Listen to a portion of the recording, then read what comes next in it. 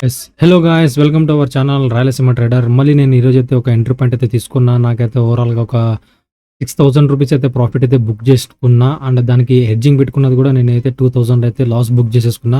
ఓవరాల్గా రెండింటిని బ్యాలెన్స్ చేస్తే నాకైతే 4,000 రూపీస్ అయితే ప్రాఫిట్ అయితే వస్తుంది. సో నేను ఎంట్రీ పాయింట్ తీసుకున్న క్యాండిల్ ఒకసారి నేను మీకు చూపిస్తా చూడండి.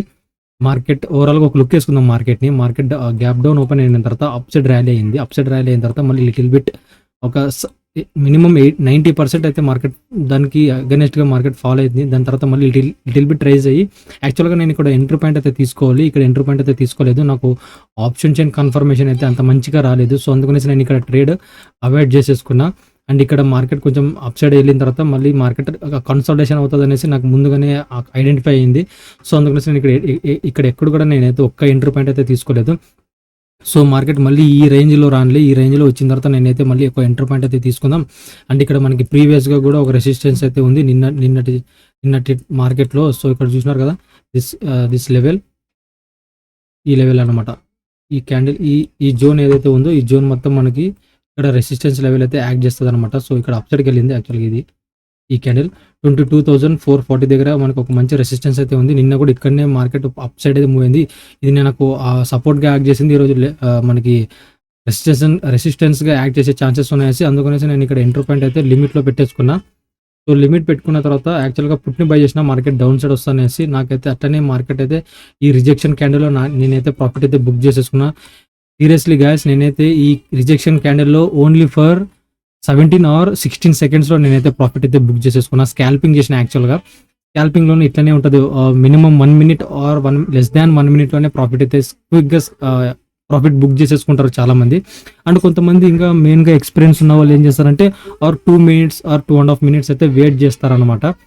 సో అలాంటి నేను ఇంకా ఇప్పుడైతే ప్రెసెంట్ అయితే స్కాల్పింగ్లో ఇంకా జస్ట్ ఇప్పుడు ఇంకా ఎంటర్ అవుతున్నా. నేను ఇప్పుడు ఈ స్కాల్పింగ్లో నేను చేయబట్టి నేను ఒక 1 month అవుతుంది అంతే. సో less than 1 minute నేనైతే ఎంటర్ పాయింట్ ఏదైతే ఉంటుందో అది నేను ప్రాఫిట్ బుక్ చేసేసుకున్న స్కాల్పింగ్లోన. ఒక్కొక్కసారి మళ్ళీ నేనైతే ఒక 2 minutes 3 minutes కూడా వెయిట్ చేసే ట్రేడ్స్ ఉన్నాయి ఈ స్కాల్పింగ్లోన.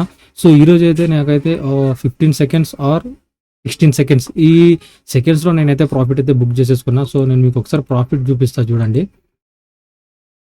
లెట్స్ సీ, చూసినారు కదా, ఈరోజు అయితే ప్రాఫిట్ అయితే నాకు 6,400 రూపీస్ అయితే ప్రాఫిట్ అయితే వచ్చింది. అండ్ దీనికి పెట్టుకున్న హెడ్జింగ్ కూడా మనకి 2,000 రూపీస్ అయితే లాస్ వచ్చింది. యాక్చువల్గా ఈ 400 తీసేసేయండి, ఎందుకంటే ఇది బ్యాలెన్స్ అయిపోతుంది కదా.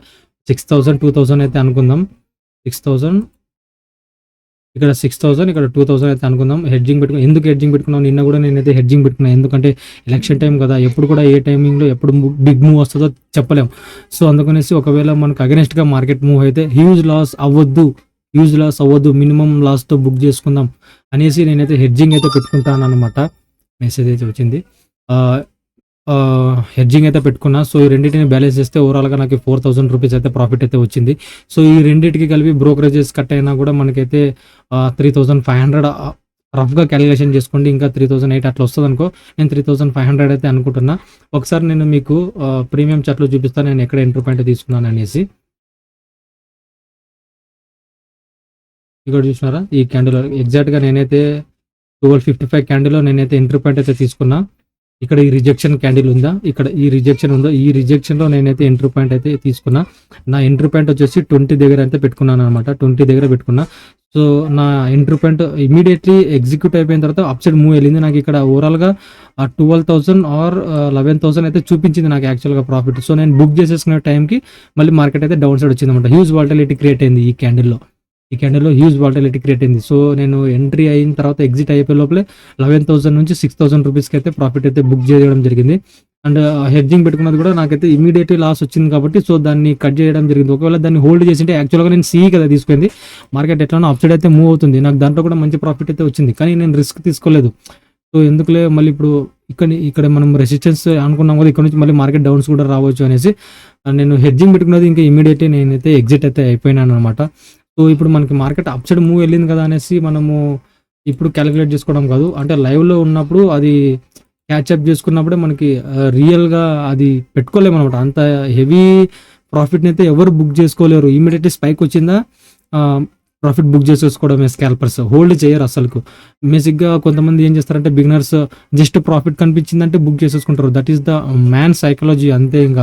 సో, నేను కూడా అట్లనే అనమాట. ఇక్కడ హోల్డ్ అయితే చేయలేదు. మినిమమ్ లాస్‌లో అయితే బుక్ చేసేసుకున్నాననమాట. ఈ రెండిటిని బ్యాలెన్స్ చేసుకుంటే ఓవరాల్‌గా 4000 రూపీస్ అయితే ప్రాఫిట్ అయితే వచ్చింది.